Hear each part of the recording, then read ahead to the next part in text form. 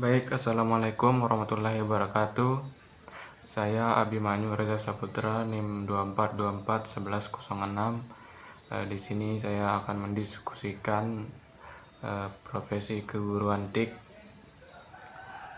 Pernah nggak sih kita berpikir kenapa guru itu disebut profesi, dan kenapa khususnya calon guru TIK kita nggak cukup juga cuma jago teknologi. Di video ini saya akan membahas 3 hal penting. Yang pertama, kenapa guru disebut profesi. Yang kedua, kenapa pedagogi itu penting. Dan ketiga, kompetensi apa yang wajib dimiliki guru di abad 21. Pertama, kenapa guru disebut profesi? Guru disebut profesi karena tidak semua orang bisa melakukan secara sembarangan. Ada syarat, ada keahlian, dan ada tanggung jawab besar di dalamnya. Seorang guru harus memiliki 1. Pendidikan khusus, 2. Kompetensi mengajar, 3. Sertifikasi. Selain itu, guru juga terikat dengan kode etik. Artinya ada aturan moral, tanggung jawab yang harus dijaga. Coba kita bayangkan, contohnya seorang dokter tidak bisa sembarangan mengobati pasien tanpa ilmu. Begitu juga guru.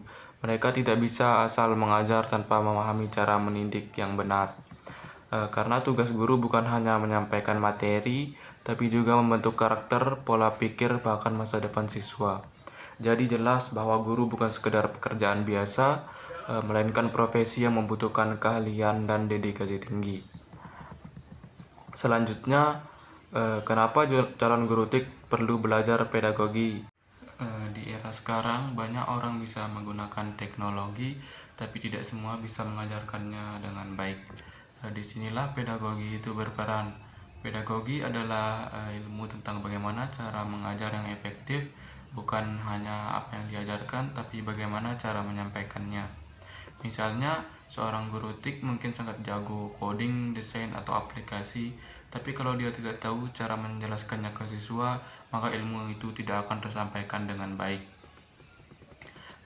Pedagogi membantu kita untuk 1. Memahami karakter siswa, 2. Menentukan metode belajar yang tepat, 3. Membuat pelajaran jadi lebih menarik dan interaktif. Apalagi di TIK, kita sering berhadapan dengan teknologi yang cepat berubah. Kalau cara mengajarnya monoton, maka siswa bisa cepat bosan. Jadi menjadi guru TIK itu bukan hanya soal melek teknologi, tetapi juga melek cara mengajarnya juga.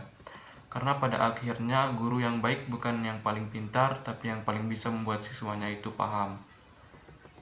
Yang ketiga, kita akan membahas kompetensi apa yang paling penting bagi guru di abad 21. Di zaman sekarang ini, peran guru sudah berubah. Guru bukan lagi satu-satunya sumber informasi. Siswa bisa belajar dari internet, video, bahkan AI. Lalu apa peran guru? Guru harus menjadi fasilitator, pembimbing, dan inspirator. Ada beberapa kompetensi penting yang harus dimiliki. Yang pertama, literasi digital. Guru harus mampu menggunakan teknologi dalam melakukan pembelajaran tersebut. Yang kedua, berpikir kritis dan kreatif. Guru harus mendorong siswa untuk tidak hanya menghafal, tapi juga memahami dan menciptakan sesuatu. Yang ketiga, komunikasi dan kolaborasi. Guru harus mampu membangun interaksi yang baik dengan siswa. Dan yang terakhir, adaptif terhadap perubahan karena dunia terus berkembang. Guru juga harus terus belajar, sama halnya dengan siswa. Guru abad 21 bukan hanya mengajar, tetapi juga mempersiapkan siswa untuk menghadapi masa depan yang belum pasti. Sebagai penutup, menjadi guru bukanlah hal yang sederhana, dibutuhkan ilmu, kesabaran, dan komitmen yang kuat.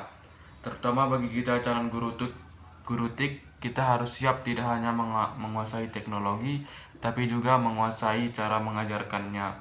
Karena pada akhirnya, guru bukan hanya menyampaikan pelajaran, tapi juga membentuk masa depan. Dan satu hal yang perlu kita ingat, di tangan seorang guru lahir generasi yang akan mengubah dunia. Mungkin hanya itu yang bisa saya sampaikan. Kurang lebihnya saya mohon maaf. Assalamualaikum warahmatullahi wabarakatuh.